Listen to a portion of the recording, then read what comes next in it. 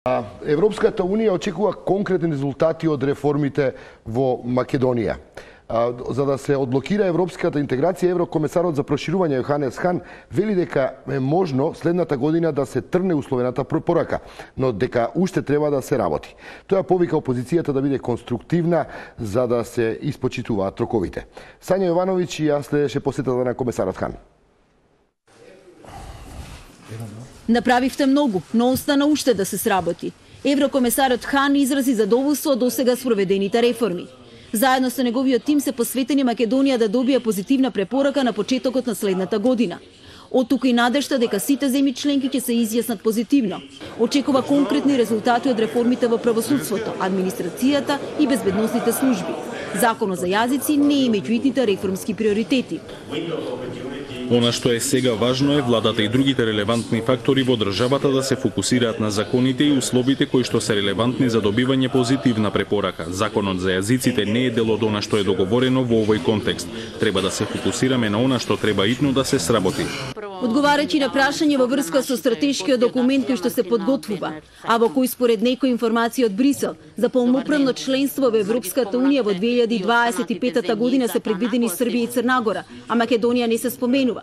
Хан посочи дека сите земји имаат подеднакви шанси. Ја повика опозицијата при носењето на реформските закони да биде конструктивна. Не сум наивен, многу години сум во политиката. Целта ќе се постигне само доколку сите се движат во ист правец. Ја поттикнувам опозицијата да биде конструктивно критична за да се стигнат сите датуми и да се постигне потребниот напредок. Премиерот Заев ги посочи превземените активности во делот на итните реформски приоритети во судството, контролата на разузнавачките служби и за целосната деполитизација и професионализација на администрацијата. Ние ќе испорачаме резултати затоа што е пред се тоа за наше добро, но очекуваме нивно вреднување од европските институции, рече Заев. Затоа очекуваме со право Република Македонија да стане дел од стратегијата за проширување на Европската Унија, најавена да биде соопштена во февруари наредната година. Очекуваме да добиеме чиста препорака за влез во Европската Унија и датум за предпристапни преговори на Европската Унија со Република Македонија. Според Заев, време е во многу блиска иднина да се направи неопходен исчекор и Македонија целосно да биде извлечена од долгогодишната криза. Во нашето студио го поканив Бојан Маричич, советник на премиерот Заев за европски интеграции. Господин Маричич, добродојавте во нашето студио.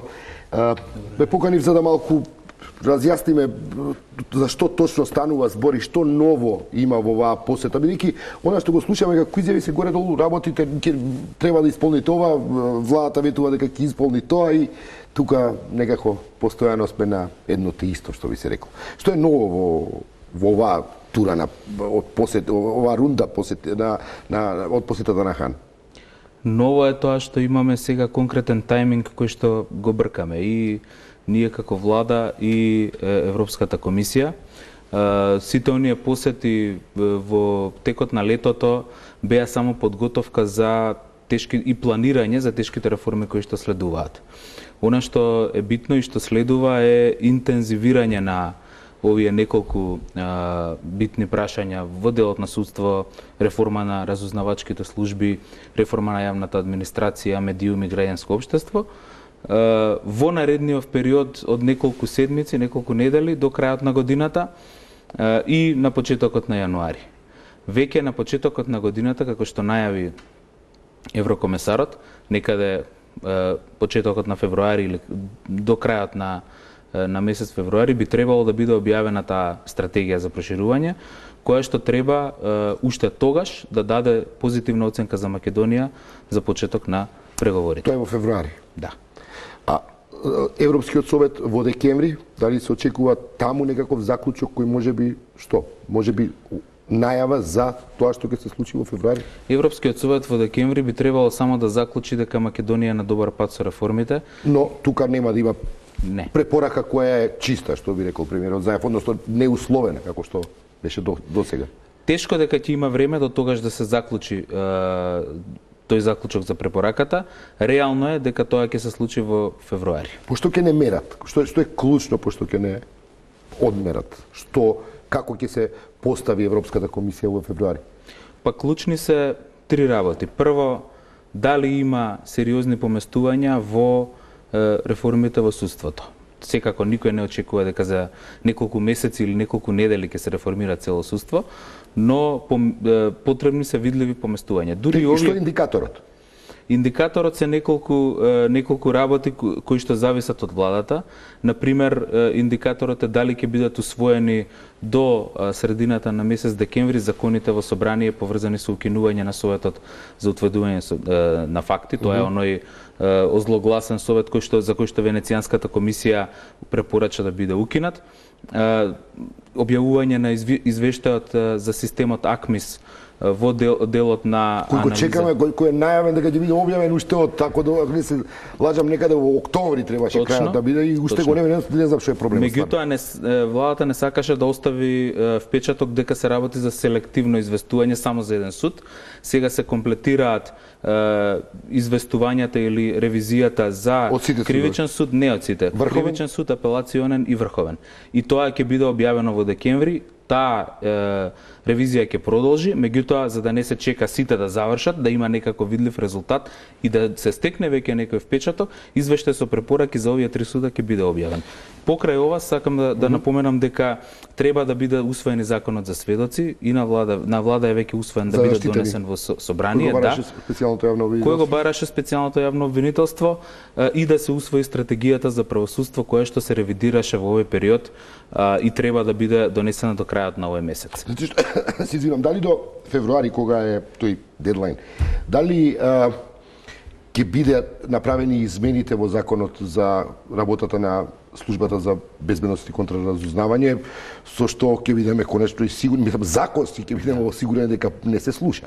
Временскиот план на владата е токму тој. Тоа е втора. Потешко се слуша, добро. Втората поента која што сака да ја постигнеме со овие реформи е граѓаните да бидат сигурни дека веќе не се случува тоа што се случувало и да биде поставен системот така што ќе има постои реална демократска контрола и законска работа на овие служби. Значи до февруари тој закон треба да биде донесен. Тој закон треба да биде донесен до тогаш, а во текот на декември, до средината на декември, планот на владата и на Министерството за внатрешни е да биде усвоен на влада. Потоа во декември ќе биде пуштан во собрание, значи до февруари би требало секако да биде усвоен. После има друга фаза која ќе се мери имплементацијата.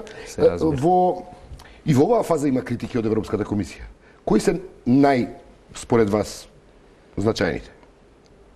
Па најголем дел од критиките се однесуваат на имплементација на некои мерки кои што се веќе преземени, како или колку брзо се спроведуваат, но например па една од критиките беа врзани со целосно опремување на овој национален центар за борба против тероризам, меѓутоа и тоа е решено во меѓувреме, знаете, наоѓање на простори, техничко опремување и така натаму. Тоа секогаш зема малку време, но и тоа е решено. Вработување така и народниот правобранител, например, исто така имаше повеќе повици за тоа. Обезбедени се 6 вработувања за едната година, понатаму би требало да има повеќе последователно. Така што тоа беа некои, сега имаше една нова тура за белешки поврзани со затворите и од Комитетот против тортура и тие се во меѓувреме адресирани и постојат некои практични работи кои што треба да се направат за да биде тоа видлива промена. Например, да се префрли медицинската нега од Министерство за правда во Министерство за здравство и на тоа се работи. Значи, нема ништо што е запоставено, имало некаде мали задоцнувања. Како ја искоментира комесарот Хано на епизода во собранието кога препоратки на приме кои стигнаа преку омбудсманот беа жртви на дефокусираност. На средбите кај што бев јас тоа не се коментираше.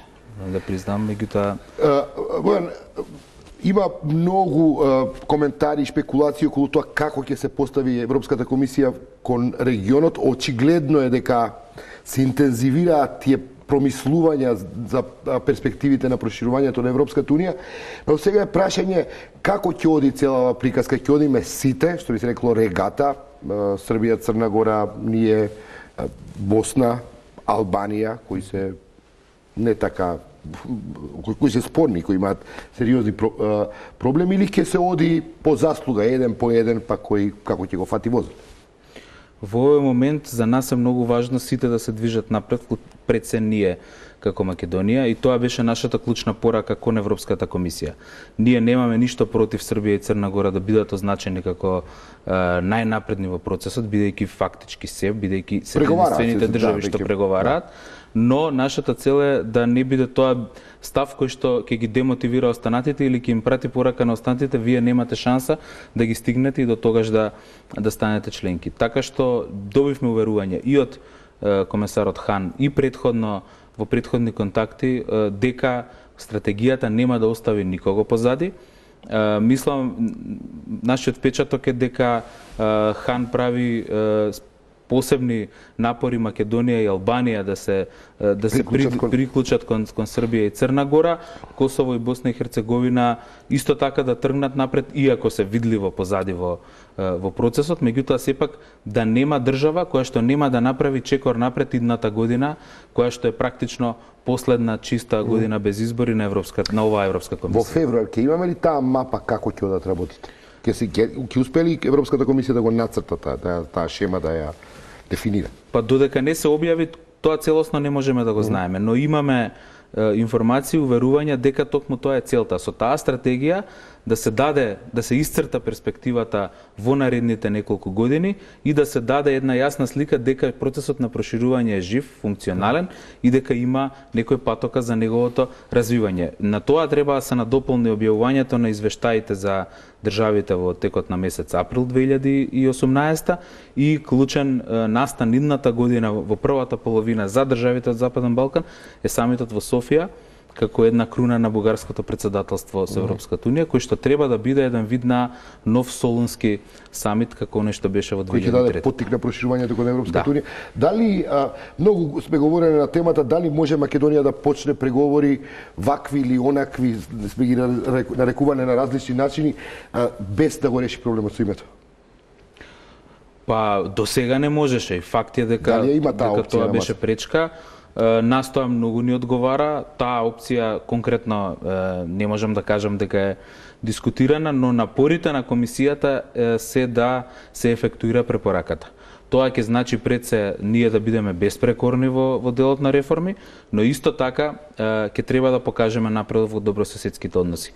Тоа не значи дека ние мора да го решиме проблемот до април или до јуни, но треба да има некој видливо поместување. На крајот кој е најпосакуваното сценарио? Февруар се оттргнува условот од препораката. Да. Април е извештајот годишен, каде што во посакуваната варијанта е позитивен, односно без многу критики кои се однесуваат на имплементацијата, бидејќи Македонија стално се кочела на имплементацијата на законите. И потоа јуни е самит, каде што би требало, мај е самитот каде што би требало да речат тука сега Македонија почнува преговори.